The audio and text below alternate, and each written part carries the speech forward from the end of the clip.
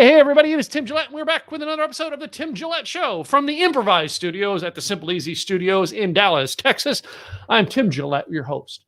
We interview the coolest people on the planet.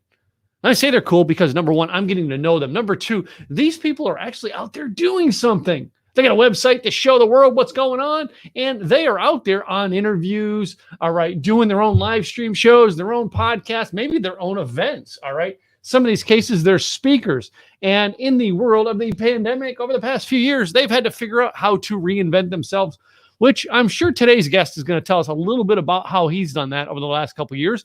But they're here to share with you, ladies and gentlemen, their message, all right, and how maybe they can help you change the planet you're on. I know we're all on the same planet, but hey, we're all helping different people in different parts of the world. Remember that. As we bring on today, Irvine Nugent. I know I'm going to mispronounce your name, Irvine, and you're going to smack me upside the head. Yep, there we go. All right. One smack upside the head. We're going to have good. So anyway, we're going to bring him on here, Irvine, and see how he is. Man, Irvine, how are you? I'm doing well, Tim. Thank you so much. Thanks for the invite. Yeah. Hey, it is good because I've looked up very little about you. I really don't know you. And I don't even know how we even connected, but that's part of why I created this show. It's my way of connecting with people. Great. Yeah. Absolutely. Yeah. It's the coolest one-on-ones on the planet because you record them. If you're going to network with people, record it. Make a podcast out of it. Yeah. So, well, what part of the country are you in? I'm based here in Washington, D.C. Oh, man, I am so sorry. I apologize. Really, the rest of the country's much. Oh, no, I'm kidding. We send our worst to you. Oh, yes, no, we do. And we learn to survive. Thankfully, that's a side of DC that most of us don't even see. And beneath it, it's incredibly more normal than that, thankfully. Well, I mean, how long have you lived in the capital? Just for about 6 years, actually. I'm originally from Northern Ireland and then came to the U.S. when I was about 18 and lived in Florida before moving up here. Okay, so again, have you tried states like, Florida, Washington, D.C.? I mean, come on. New Jersey's, try that. It's a little bit better. Not much, but a little bit better.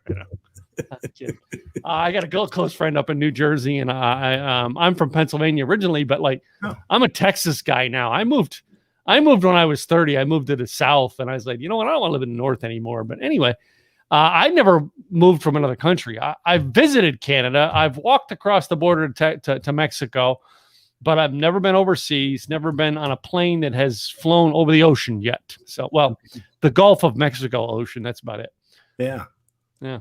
So what brought you to America, man? Well, actually, the first chapter of my career, I actually was a Catholic priest for 10 years. Wow. And I came over and I served in Florida. And I did some interesting work with refugees from the Guatemalan Civil War, and then was president of Catholic Charities for a number of years as well. So that's what brought me over to the States. So, I mean, now there's a charity that I've actually donated money to. There you go. I grew up Protestant background, but still, I mean, I always look for good charities that do good causes, and I know that they have. The Catholic charities have done good causes because we've donated it in one of our fundraisers. So, yeah. Yep. And just the breadth of the work they do as well is quite amazing. Yeah. So, I mean, and that's a good thing. So, I mean, so then you've got, being in the church, I guess you have a lot of ties to a lot of nonprofits or charitable type organizations. Is that where you focus on what you do now and helping them, or what do you do now? So I don't actually, it's not my primary focus, although I still am connected. The primary work I do is around the area of emotional intelligence. And so I primarily work with organizations and leaders in helping them create a more emotionally intelligent workplace and to improve leadership impact and effectiveness. Mm-hmm. Now you say emotional intelligence. I mean, I've always been this all right, for you being in the spiritual realm and working in churches, no, I've studied a long time ago, realized my spiritual gift was prophecy. That does not mean I can see the future. It just means I see the black and white of every situation. Mm-hmm. And I have learned in business, all right, that I don't let my emotions ever make my business decision. Mm-hmm. My common sense, my knowledge, my wisdom makes it a business decision. The emotions never drives the business. And that is a problem for me because I got a lot of emotions, but I'm like, no, business is this, black and white. How does that relate to what you do? Well, it's a great question, because I think, what you're bringing up, Tim, is can we make decisions in a logical, coherent manner without maybe running amiss with emotions? The problem is, as human beings, that's not how we're created. No, we aren't. And so therefore, even though we think we are making decisions devoid of any emotions, in fact, we're not. And really what we want to do is to make sure that the emotional input that we're receiving about any decision we're making is something we're self-aware about and something we're using to the best outcome. Because it's when we're unself-aware and we're not really aware of those emotions and how they impact us that really can lead us down the road of poor decisions. Mm-hmm. Well, I mean, and I, when I say that, all right, yes, I always go with logic, but if you read my newsletter this past weekend, it'll tell you, like, I had an emotional meltdown over a decision I had to make last week, and it was very, very tough because emotionally I felt I make the wrong decision. Logically, I knew it was the right decision, all right, but emotionally I was attached to what I had to do and how I had to separate things, and that, it's not normal, but I always think of, what's best. What was the best decision for the business as opposed to what is the feel good decision for the moment, because the feel good would have led the whole team down a bad path. And that's where I've got to avoid. That's where I have to kick the logic in. In your case, are you coming in with a team that may have to, to balance that? Or, yeah. So, I mean, I want to make a little point of clarification. Very often people say, when I make, like in your situation, an emotional decision, and therefore, it's a decision where, in other words, there's like over compromise, or we kind of think that empathy is about kind of giving in to someone else. And that's really not the case. No. Whenever we use our emotions well, we are, first of all, you're aware of your tension. So you're feeling tension. You're feeling on one hand that this is the best decision structurally, financially, et cetera, for the business. And then you also feel the tension of empathy that, maybe I realize this decision will impact someone, and that is tough. Mm-hmm. And so high emotional intelligence actually is the ability to make a decision in that moment, even if it is tough, knowing it has consequences, but being resilient enough to make that decision. Yeah, yeah. Exactly. And that was the decision I had to make last week. And that's it. You know what I mean? It comes out there, and I'm glad you're out there helping guide. I guess you're guiding more than, me. I've got a 5-member team here. You're probably guiding more than 5-member teams on these things. Is that correct? Absolutely. Organizations as large as thousands of employees. Yeah.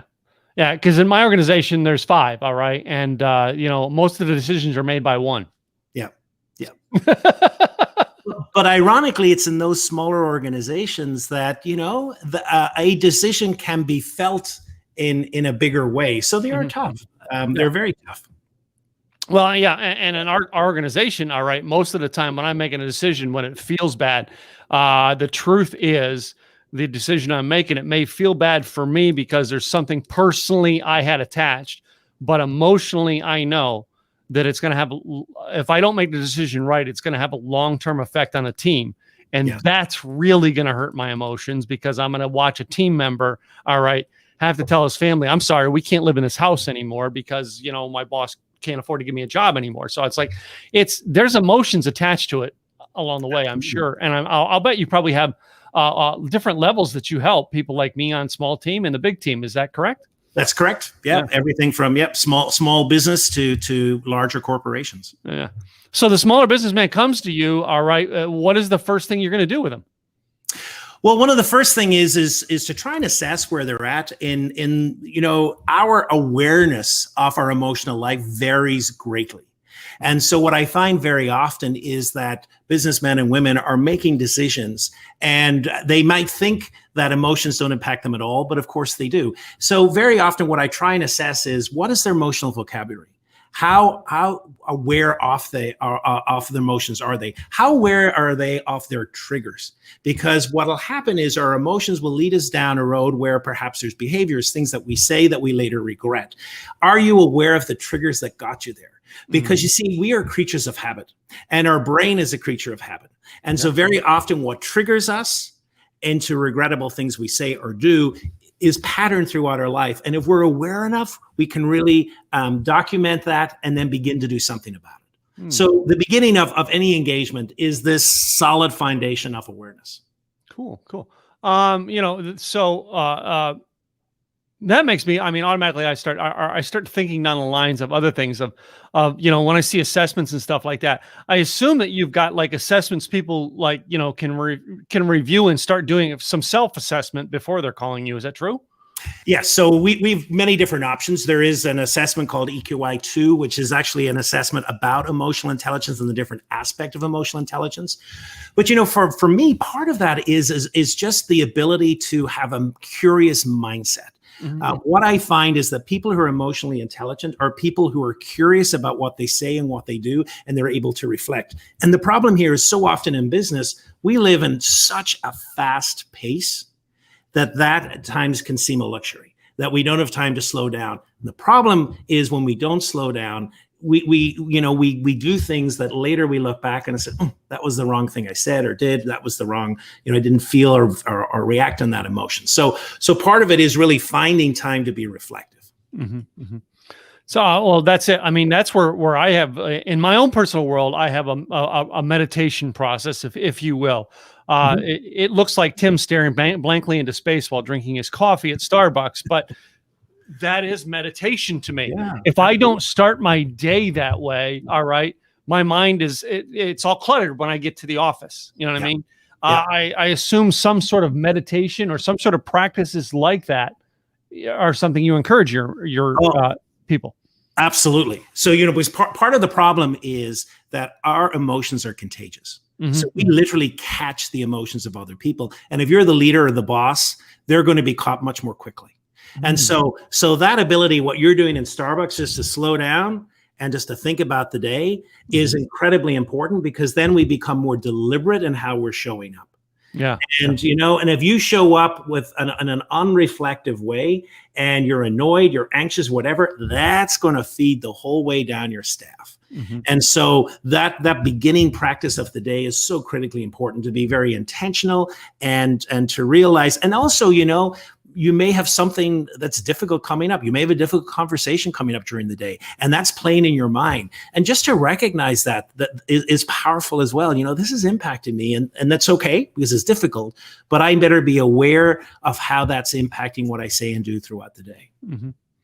So you did mention one of the words in there. There's a trigger word for something that I help people do, and that is creating habits. I help people create good habits, though. Yes. That'll help build your business. And one of the key things I learned on habits many, many years ago was, it was my wife, really, when we started dating, that I started to put this in, but then I heard other people talk about it, was first thing you do in the morning is get up and make your bed. All right. And I get up and make my bed first thing in the morning. It's like it's a habit, but I have a feeling of completion as I go about my day. How are you implementing people to get them to do habits? All right. To take some of those decisions or some of those things out of their process every day? So I think, the great thing about habits, and I don't know if you agree with this, is that at times they're so incredibly simple. Yeah. But what makes them so incredibly difficult is to remember to do it and to be consistent. Yeah. So just two things that I would suggest is I give people a little reflective exercise as they make the transition from work to home and home to work, even if they're working at home these days because of COVID. And to make that a deliberate practice, but so often we're not aware of what baggage we're bringing to work or what baggage we're bringing home. And then the second thing is to check in with ourselves a number of times. So I invite people, even if it's an alarm on their watch, maybe 2-3 times a day, just to take 2 or 3 minutes to check in. What's happened so far? What do I need to change in this moment? Is anything I need to change or adjust? And just those moments of check-in are so incredibly powerful. Well, and it's interesting you put it that way, because I know you mentioned your history there working, in the Catholic Church and stuff. Was one of the groups that I was involved with here was in my Baptist church that I was involved with here was a home group. And we wore this would be the early 2000s. We did this thing where we were praying for each other's success on a daily basis. And we wore 2 watches. So most of us had our daily watch. I don't even wear a watch anymore because it's on my phone, but we had a second watch that was set with an alarm that we all stopped. We all stopped to pray. And that second alarm, you know what I mean, went off 2 times a day. That was our selected times that we would pray. And we originally had it down to 1, everybody was praying at that time. 2, we each had an hour. So it's like, that's setting up a habit and having to have an alarm clock to tell you that. Yeah. And and for me, again, logical mind, Tim, how hard is it to stop at 2:00? I mean, but yeah, but that's such a beautiful practice, especially in that practice. You know, you're kind of, then you feel the energy of everyone else around you as well joining in that practice. Mm-hmm. And really, you know, that's what it's about. It's about really, you know, and I think not chewing off too much. You know, I work at times with very ambitious people, and so you'll talk about different practices, and like they'll want to do 17 practices, and I'll say, no, stop, just do 2. You know, and then make sure that they have become habits, and then add a third one. You know, it's this small incrementalism that works so much better. Yeah, and then that is exactly what we do in online marketing. Is we tell people the same thing. All right, start with one thing at a time, and move and add, and little by little, it's like we have a 52-week marketing plan that basically takes one step at a time. Every year, you know that this on week number 2, you're going to be fixing this every year. All right. So, you know what I mean? You don't have to jump in and go, well, I got to do 150 things this week. Yeah. You're setting yourself up for failure. Oh, absolutely. One thing at a time, ladies and gentlemen. And I love it. So, yeah. Well, let me go back a little bit. All right. And talk about how you got to this. All right. Because you said you came from, number one, you came from Ireland, right? Yep. All right. You came here to America, and you were working as a priest. I was. All right. And now you're off to this. Tell us about that transition. How did you go here? Okay, I want to be a priest. Okay, no, I don't. I want to go help people in business. Yeah. So, well, part of the work I did, I just mentioned, was Catholic Charities, and so here I was in a situation trying to run an organization of 400 employees with not a lot of business training or not a lot of personnel training. So part of the work that I did is I did a doctorate in management. And part of the work that the thesis work I did was understanding leaders in times of crisis. How did they function? And how did they function with issues of accountability, transparency? And then that introduced me to the whole world of emotional intelligence. And then I continued that study. And so as I transitioned out, I ran another large social service agency dealing with homelessness and dealing with youth issues. And again, huge organization. And then I said, you know, I think I'd like to do my own business. And I think I really got a heart for just working with leaders one-on-one. And so then I transitioned out, went to coaching school, went up to the Georgetown program, which brought me up here to DC.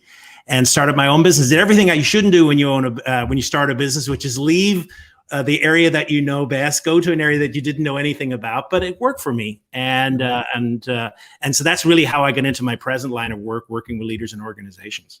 Mm-hmm. Well, I mean, in some cases, it is wise to go do that. You know, I'm doing a podcast with a friend of mine right now, a YouTube series on watching a television show called Undercover Billionaire, where these billionaires basically were dropped in a town and they had 90 days to create a business. And we're doing a review of the whole show and it's serious. And to me, that's a draw for me. All right. I can walk into a town. It's like this weekend, my wife and I were in her hometown up in the panhandle of Texas, and I made 10 friends. All right. That I didn't know, just going to coffee every morning. Right. Some cases that, like in that case, you know, you may thrive in that zone. All right. I thrive in that zone. It's building the long term. So basically I can go so far with that zone. Then I've got to bring team members in to grow past that. Mm-hmm. Is that now like you? All right. Are you able to help people in that section now? But it's which section can you help, the beginning or the end? Yeah. No, it's really good. I'm kind of like you. I found out that at that stage when I moved up here, you know, I'd have talked to a tree. So I just literally got out and met people and networked and you know, and really I still believe business is about human connection. So and to the extent that you're good at making those connections, I think your business will thrive. Yeah. And it's interesting that, you know what I mean, making personal connections. Before this current business, I spent 5 years as a barista at Starbucks. And that was the biggest growth for me because I took Starbucks' motto that they drilled into us as they called us partners as employees. And they drilled into us was we're in the people business making coffee. Yeah. And that drove how I did my job. Yeah. Because very much it was easy to tell me the practice and what do I do with my hands to make the coffee was the easy part. Yeah. The hard part was connecting with the customer to make this the best part of their day, not the coffee the best part of their day. Yeah. They can get coffee anywhere. Yeah. The connection is what they need. And I think that's interesting now that you said that you like the connecting too. So yeah, interesting. And actually, you know, I would just to parallel that, I grew up in a pub in Northern Ireland. And so we grew up in the pub business. But, you know, my father had always a saying is that I'm not in the business of drink. I'm in the business of providing a home. And so what he meant by that, I'm in the business of providing an atmosphere where people are attracted to, want to come, are able to have what we would say in Ireland, the crack or the fun or the entertainment. Mm-hmm. And because they can go anywhere for a drink.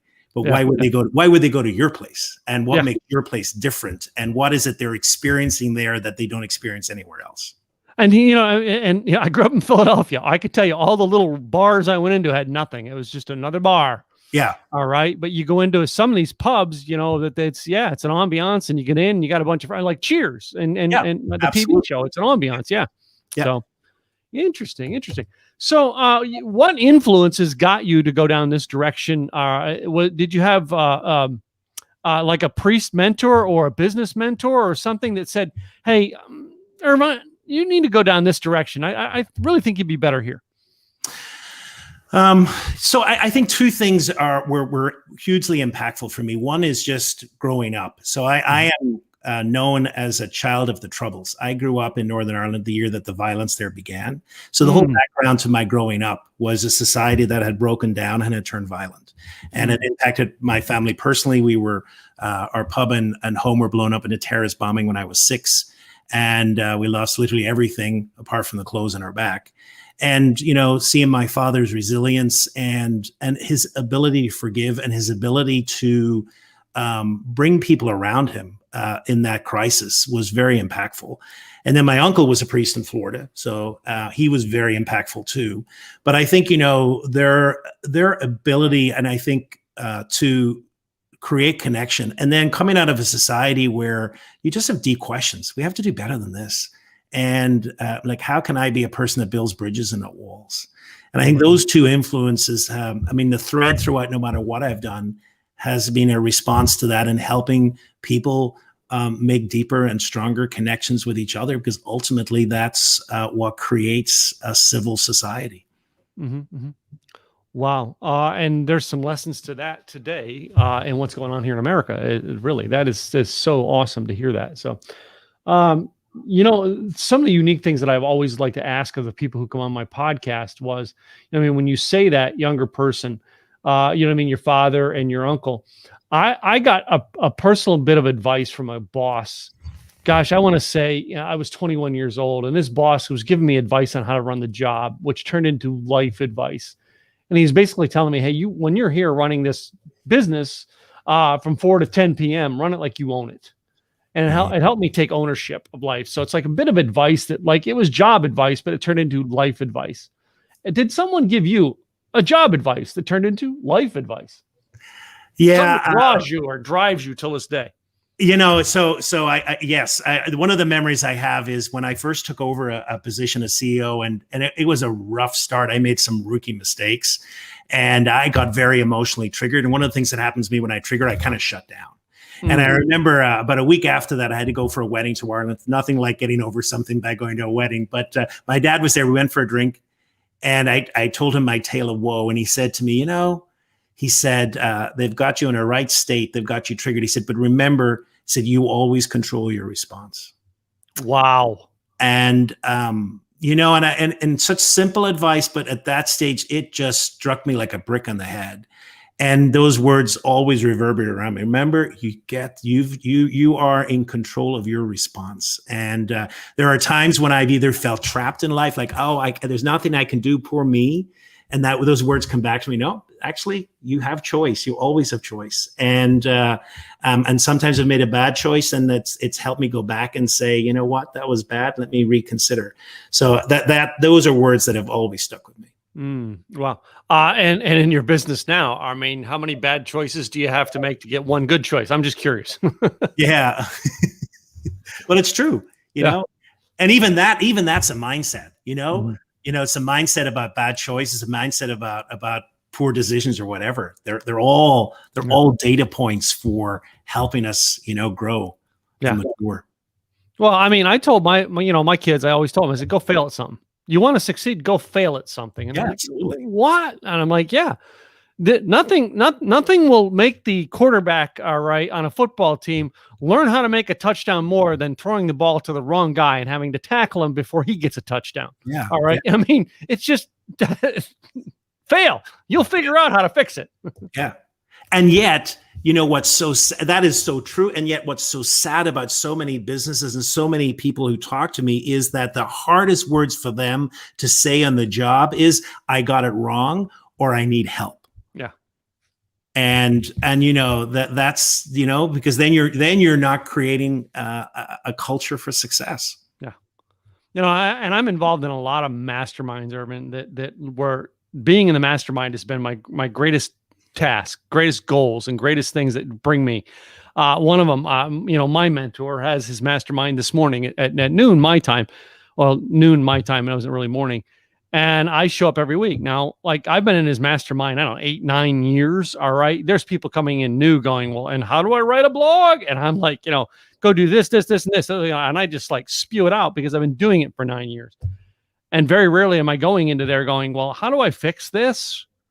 I'm the one going in telling people how to fix it now, because that's what happens with communities. Is in the community, you come in needing in the beginning, and in the end, you find out you're the guy there to help the new guy come in who's going, oh man, how do I fix this screw up? Yeah. It's so powerful. Yeah. I'm in a mastermind myself, and it's amazing. Just when you get that synergy among people who are willing to, to learn from others and to cut the learning curve. Yeah, exactly. I mean, and I get some top mentors. I think you and I get some like mentors around the country, and I get top mentors, and I get people all the time coming up and going, well, I want to get into Tony Robbins' personal program. Why? Because it's Tony? Why? Let me tell you about guys who are making mistakes at your level that you need to be around right now. Because or a guy who made the same mistake as you a year ago. Yeah. Tony Robbins made that mistake 35 years ago. He's so far removed from that mistake right now. He's the wrong person for you to go for advice. Would you? I mean, I'm sure you agree with that too. I mean, it's just like that. Yeah. Yeah, absolutely. Yeah. It's and it's choosing, it's really, I think at times we can get into situations where the person's so far above us or so far ahead of us that it's really not helpful. And what we really need is, we really need that person that really, is kind of is proximate to where we were and we can learn from. Yeah.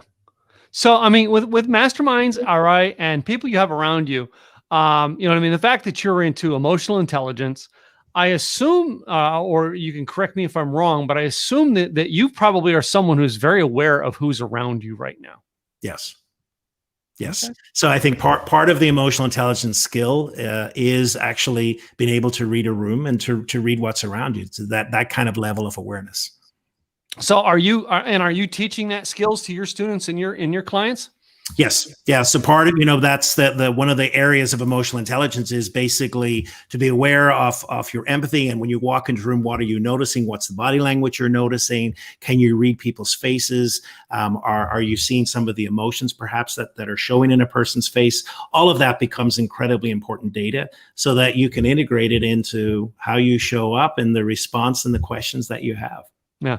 Or in some cases going, dude, you're in the wrong room. Yeah.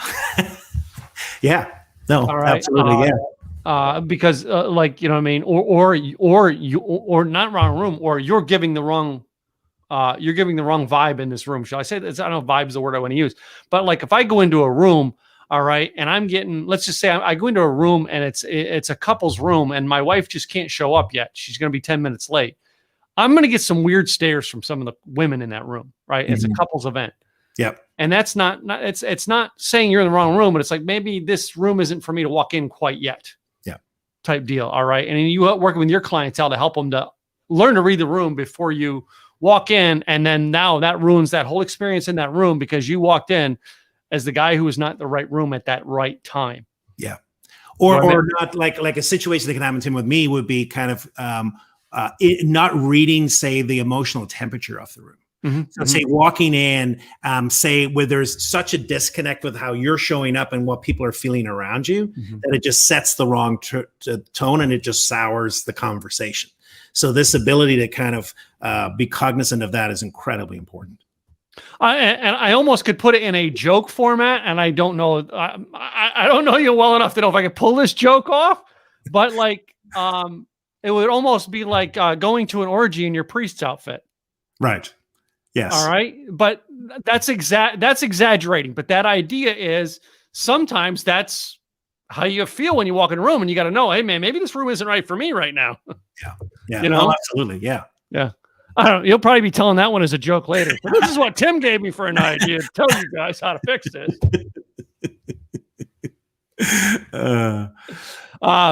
So I'm curious. All right. When you left the priesthood, though, was that something like was there a whole ordeal that you had to do, or was it just something going into your seniors in the church and just going, hey guys, this isn't for me. I need to walk away. Yeah, I mean, it is. It's a very serious decision, because it's not just a job; it's a way of life, and yeah, it is.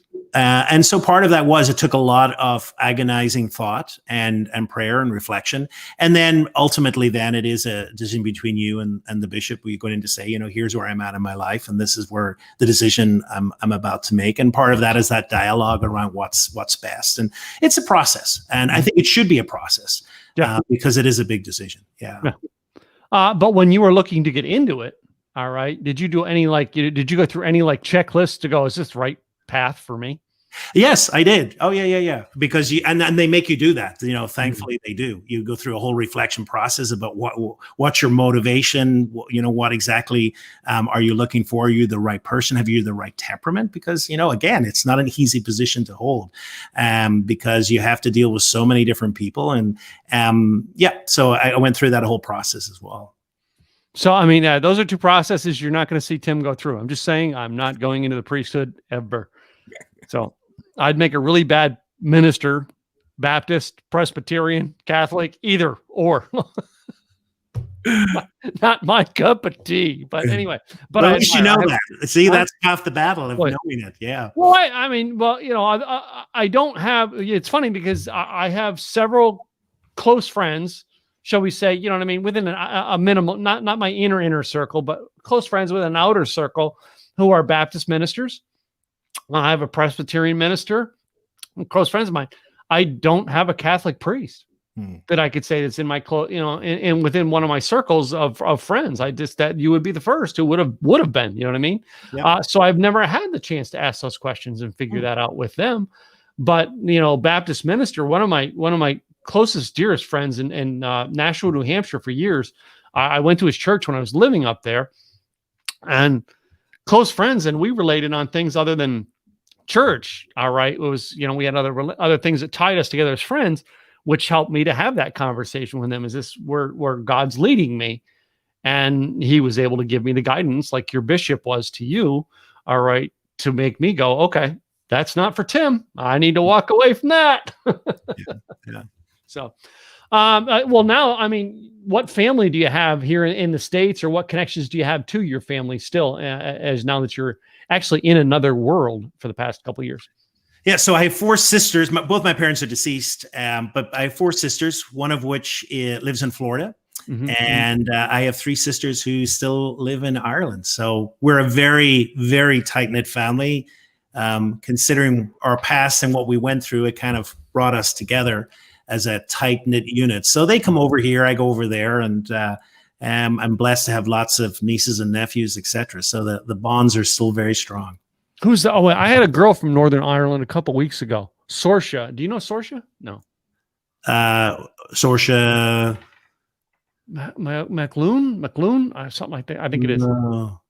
She was on my podcast just a couple weeks ago. She was one of my favorite. Oh man, I had a blast with her. She in Northern Ireland, it was the middle of the night while she was on a podcast, or early morning while on a podcast with me. And I had a blast with her. I'm just like, oh my God, she was so much fun. But it's Northern Ireland. And I said she was the first I'd ever had from Northern Ireland to be a guest. I've had Australia a lot. And I've had England. I had a girl. She lives part-time in London, part-time in the Czech Republic. and I've had her on my podcast a time or two. But like, no, it's the first time ever in Northern Ireland. Now I can say I've had two people who are from Northern Ireland. But yeah, interesting. Well, it's kind of been an interesting conversation. We've kind of gone around different subjects, different topics, and stuff like that. But one unique thing I think I want to ask you, and that is, you deal in a different area of helping people with intelligence, and a lot more people would need advice from you who might be listening today. And we don't know who they are. I don't know exactly who they are. You don't either. We don't know who's going to listen to this either. But what, intuitive advice do you think you should give to the audience today? I would just tell them that, very often, when we grow up, we never receive any education about our emotions. And we are expected to pick it up as we go along through life. And some people are pretty good and they pick it up, but most of us don't. And so, and yet emotions are tied into everything to do with life. They give us messages about what's going wrong. They help us in our happiness. They help us in our success. And the great thing about emotional intelligence is there's never a point where we reach a limit and say, okay, just like intelligence, I've reached my pinnacle. There's always opportunities to grow. So I would just say, if you're sitting today and you're like, emotions are almost like confusing or get you into trouble, or you've had feedback about your emotions, like your anger, whatever, that mystify you, treat it as an opportunity because they are invitations to grow and to develop. Good one. I appreciate that. So, I mean, it's that was kind of a weird to put you on the spot, but it was a weird, but you're someone who's tuned in. So I kind of felt like you might be able to do it. So, well, Irvine, I want people to be able to contact you and reach out to you and take this relationship to the next step. Best website that they can connect with you on is? Be my name, which is irvinenugent.com, IRVINENUGENT.com. So, and you have any like free gifts or assessments or anything they can take while they're on the page? I do. I have an intro course to emotional intelligence, which is the same website, irvinenugent.com/gift, GIFT. And they'll get access to that free emotional intelligence course. Cool. I appreciate you giving that to them as a gift today. That's great that you do that for my audience. I appreciate it. But before you go, all right, I got to end every broadcast with my little 9 question, this or that, a 9-page. Someday I'll move it to 9 pages of this. Might need a few extra minutes. Just a few, yeah. But 9 questions, this or that. All right, they're designed to end this on a fun note. So you ready to play the game? I am. All right. Number 1, Star Wars or Star Trek? Star Wars. I'm a guess. You were like, Luke. You're the first generation, aren't you?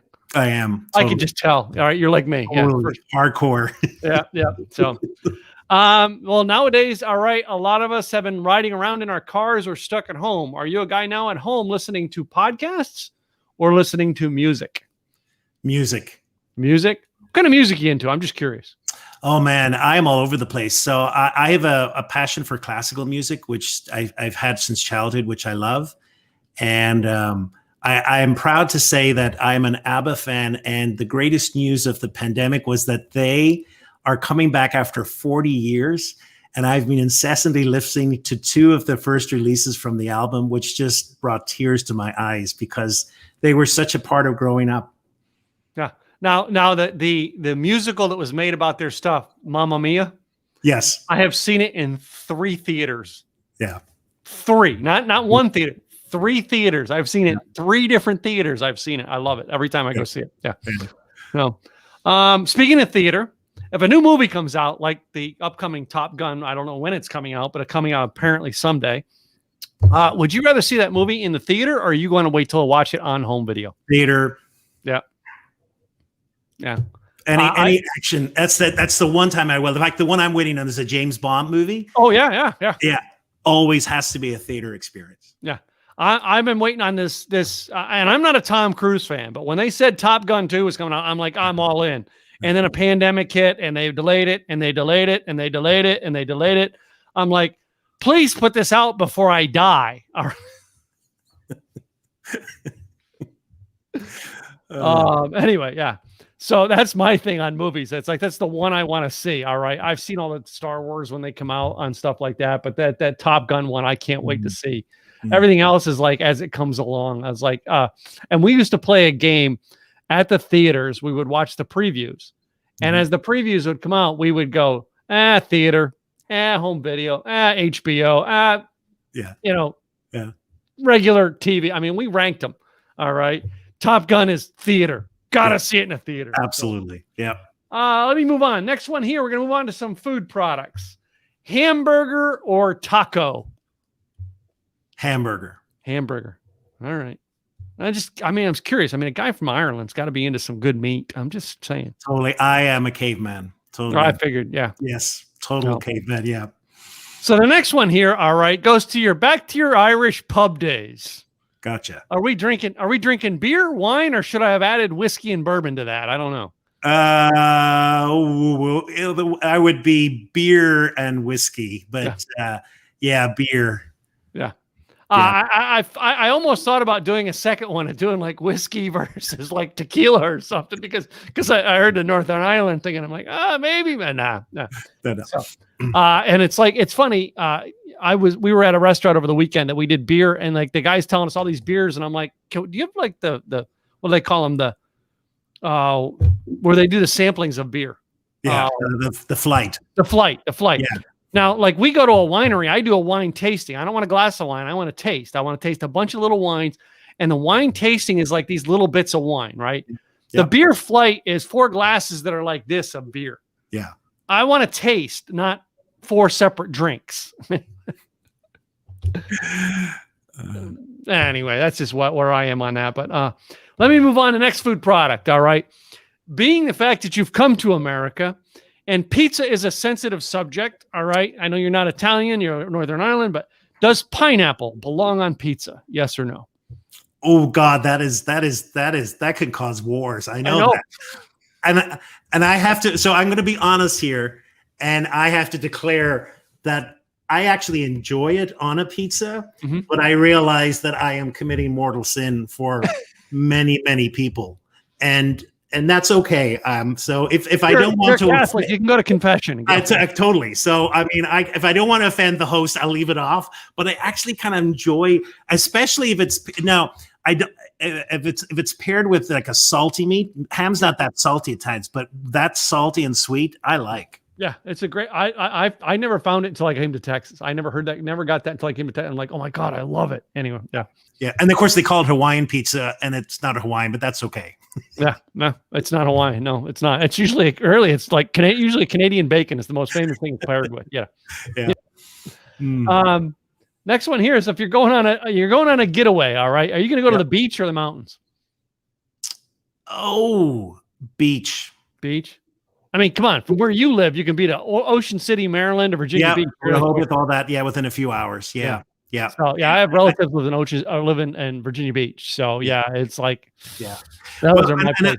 And I'm a bit weird in that I don't like the heat because I'm from Northern. My blood is very thin. I lived in Florida for 23 years of torture with the heat, but I love the ocean when it's rough, and I love going to a beach in the fall or the winter and the wind howling. That to me is perfection. Okay, dude, you're on the wrong coast for going to the beach. Yeah. Go to like on the West Coast. Seriously, you go out to Oregon beaches, Northern California beaches. You'd be in heaven. You would. It's just, So next 2 questions are the controversial ones that wars have been started over. Oh. All right. This next one here, the war that started over this one here is usually a husband-wife war, and that is toilet paper. Does it go over on the roll at your house or under? It goes over. Goes over? Yeah. And that's a firm over? It is a firm over. Because it will be changed if it is under.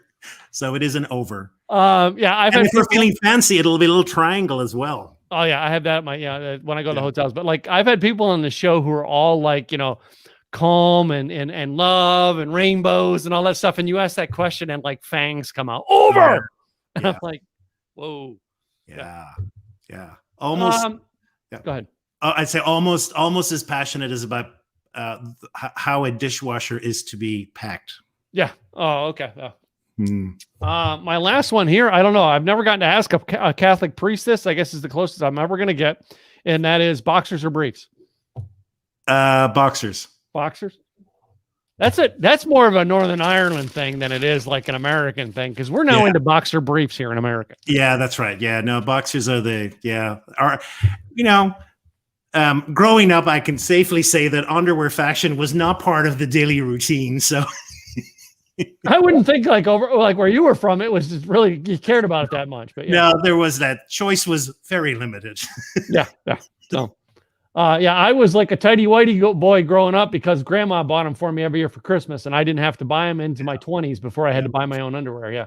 Very true. And I just told her my size, and sure enough, I would get a package with them every December 25th. I was happy with it because that was how much money you have to spend every year. Yeah, that's true. Very true. All right, Irvine, it's been great having you on the show. One more time, tell everybody your website so they can come and find out more about you.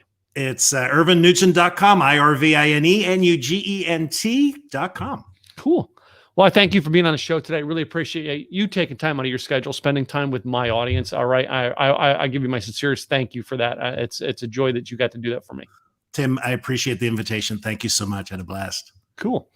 Hey guys, you the audience, we want to thank you for coming in today. Do me a favor, go check out Irvine at his website, IrvineNugent.com. All right, as well as check us out on YouTube or where you get your podcast. Be sure and subscribe so you can catch all of these when they go live. I'm Tim Gillette, your host. I'll be back real soon with another guest. Until then, guys, you guys have a great day and take care of yourself.